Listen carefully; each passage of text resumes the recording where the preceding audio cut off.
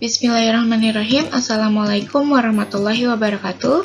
Perkenalkan, nama saya Dia Muflika dengan nomor NIM 186222521, Prodi PK PAUD semester 1, mata kuliah Filsafat Ilmu Pendidikan dengan dosen pengampu Ibu Eti Idayani MPD, Universitas Pancasakti Bekasi. Kali ini saya akan memenuhi tugas UAS meresum materi 1-6. Materi yang pertama yaitu teori pengetahuan dan nilai. Pengetahuan sendiri merupakan segala sesuatu yang diketahui yang diperoleh dari persentuhan panca indera terhadap objek tertentu.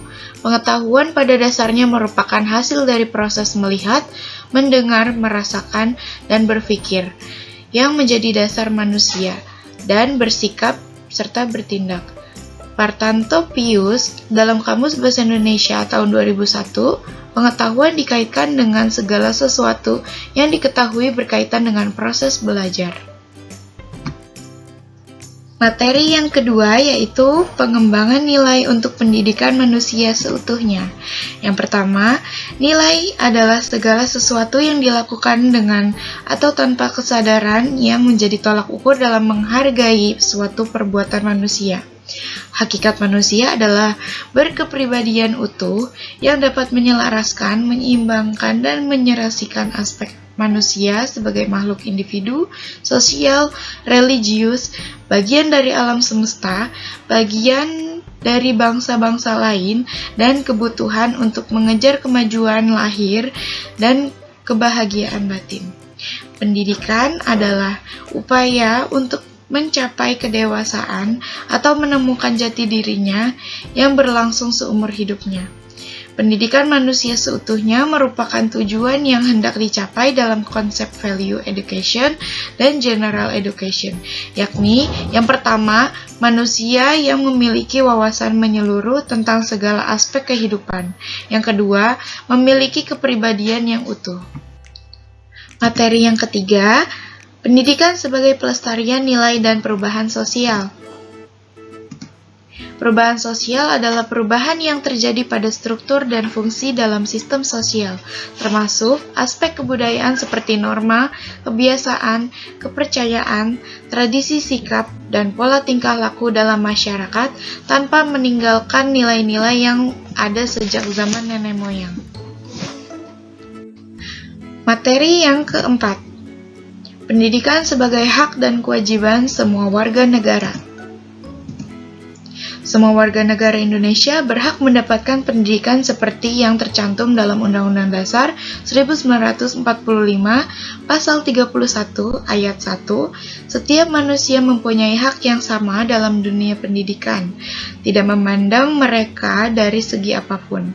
Dengan pendidikan yang layak, mereka dapat mengikuti perkembangan zaman yang saat ini semakin maju serta menjadi penerus bangsa yang memiliki wawasan luas, bermartabat, berguna bagi semua orang.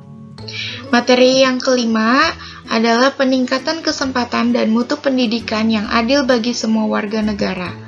Masalah pemerataan pendidikan adalah persoalan bagaimana sistem pendidikan dapat menyediakan kesempatan yang seluas-luasnya kepada seluruh warga negara untuk memperoleh pendidikan, sehingga pendidikan itu menjadi wahana bagi pembangunan sumber daya manusia untuk menunjang pendidikan.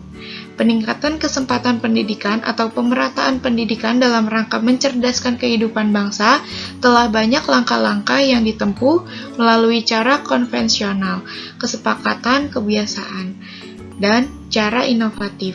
Sedangkan peningkatan mutu pendidikan dalam garis besarnya meliputi hal-hal yang bersifat fisik dan perangkat lunak, personalia, dan manajemen. Materi yang keenam yaitu pendidikan individu dan pendidikan masyarakat.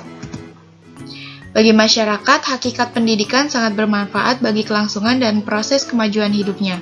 Agar masyarakat itu dapat melanjutkan eksistensinya, maka kepada anggota mudanya harus diteruskan nilai-nilai pengetahuan, keterampilan, dan bentuk tata perilaku lainnya yang diharapkan akan dimiliki setiap anggota. Setiap masyarakat berupaya meneruskan kebudayaannya dengan proses adaptasi tertentu sesuai corak masing-masing periode zaman kepada generasi muda melalui pendidikan, secara khusus melalui interaksi sosial. Dengan demikian, pendidikan dapat diartikan sebagai proses sosialisasi dalam pengertian tersebut. Pendidikan sudah mulai semenjak seorang individu pertama kali berinteraksi dengan lingkungan eksternal di luar dirinya. Dengan semakin majunya masyarakat, pola budaya menjadi lebih kompleks dan memiliki diferensiasi antara kelompok masyarakat yang satu dengan yang lain, antara yang dianut oleh individu yang satu dengan individu yang lain. Dengan perkataan lain, masyarakat tersebut telah mengalami perubahan sosial. Ketentuan-ketentuan untuk berubah ini sebagaimana telah disinggung di halaman-halaman situs web ini sebelumnya, mengakibatkan terjadinya setiap transmisi budaya dan satu generasi di generasi berikutnya selalu dijumpai permasalahan-permasalahan di dalam suatu masyarakat sekolah setelah melembaga demikian kuat. Maka sekolah menjadi sangat diperlukan bagi upaya menciptakan atau melahirkan nilai-nilai budaya baru. Dalam proses belajar, untuk mengikuti pola acuan bagi tatanan masyarakat yang telah mapan dan melembaga, anak-anak belajar untuk menyesuaikan dengan nilai-nilai tradisional, di mana institusi tradisional tersebut dibangun. Keseluruhan proses di mana anak-anak belajar mengikuti pola-pola dan nilai-nilai budaya yang berlaku tersebut dinamakan proses sosialisasi. Proses sosialisasi tersebut harus berjalan dengan wajar dan mulus. Oleh karena itu, kita semua mengetahui betapa pentingnya masa-masa permulaan proses sosialisasi. Dalam proses pendidikan pula, perubahan peranan guru mempunyai arti yang sangat penting sekali. Berbicara tentang perubahan peranan guru, berarti berbicara tentang perubahan batasan fungsi sekolah. Dalam dunia yang sedang berubah menuntut perubahan-perubahan pendidikan anak-anak yang dipersiapkan untuk memasuki tanggung jawab dan orang tua membutuhkan pengetahuan, sikap, dan keterampilan yang jauh berbeda dengan pengetahuan, sikap, dan keterampilan yang dimiliki orang tuanya. Oleh karena itu, maka orang tua sendiri dituntut untuk memperluas dan memperbaharui pengetahuan, sikap, dan keterampilan agar supaya dapat menyesuaikan dengan masyarakat yang sedang berubah ini. Segitu saja yang dapat saya sampaikan. Semoga bermanfaat untuk kita semua. Lebih kurangnya mohon dimaafkan. Wassalamualaikum warahmatullahi wabarakatuh.